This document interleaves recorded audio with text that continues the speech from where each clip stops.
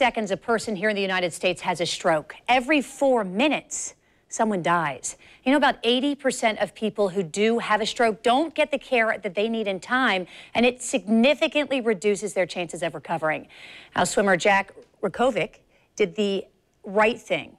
He and his wife, and likely it saved his life. Almost 2 years ago, he felt groggy, kind of off balance. He was slurring his words. His face was drooping. His wife insisted on calling 911. He was having a stroke.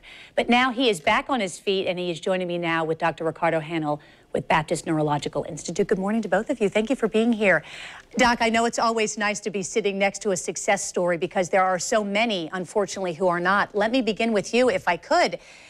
You know, we were talking during the commercial break. You've not been swimming for that long, considering perhaps your age, but you've always been athletic for the most part. Were you surprised that you were having a stroke? I really didn't know. Yeah. I was a little groggy and couldn't understand. The words were not coming out. So I knew something was wrong. And my wife knew. She knew it immediately. Do you go back and you think about that moment then 2 years ago or so, and you think it's a good thing that you were with your wife and not with someone else who maybe would have missed those signs? Oh, there's no question. Wow. No question. Thank God she was there. And then, of course, later, thank God for Dr. Hanel. So I know that you live in St. Augustine. You were actually taken to Flagler Hospital initially, then flown to Baptist, and to this very capable doctor whom we've interviewed several times. Doctor, let's talk a little bit about symptoms here. I know that Jack is an excellent example of the things that you should do, but a lot of people ignore those signs. Why is that?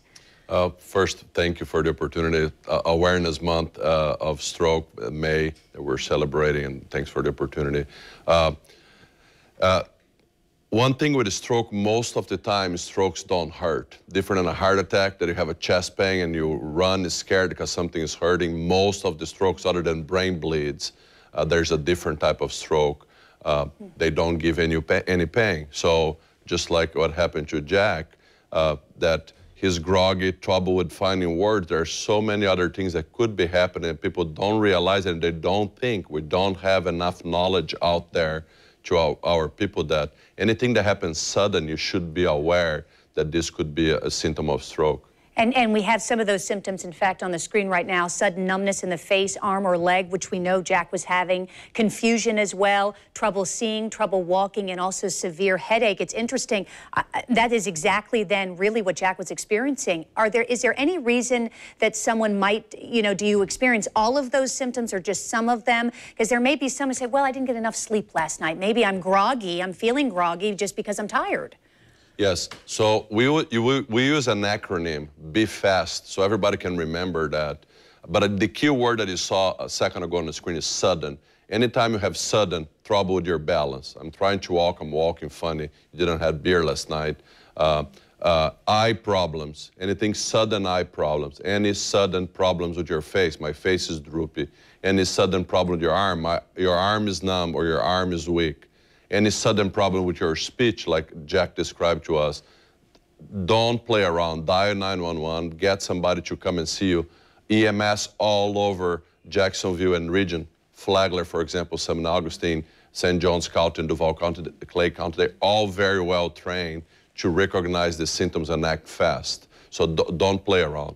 It's interesting, Jack, because you were just agreeing and smiling. I mean, this was really exactly what was happening to you, yet you still had no idea because you'd always been healthy. Did you think it couldn't happen to you because you've always stayed fit? Obviously. You wouldn't think that would occur. I would know that. I'm fine. Yeah. But I needed help. I'm going to give you an opportunity now to shout out to everyone in the world, your wife who's just sitting behind the camera here, because it sounds to me like she had a lot to do with the reason that you're sitting here looking as wonderful as you are. There's no question. No question. But the most important is that when becomes a victim, you have to regain your lifestyle back. You have to take it back. A lot of people, I guess, would be frightened and maybe hidden, or their friends maybe it's quite often, the phone calls. You have to take care of those things. You got to get back. You could take it back. Don't let it define you. Absolutely. Thank you. I'm glad you're doing so well. Thank you for coming in, Doc. It's always good to see you. Do appreciate it. For more information, by the way, about the signs of stroke, you can go to our website where we have a link for BaptistJax.com, and you can just look under the Morning Show page. And we'll also post this entire interview later this morning. We'll be right back.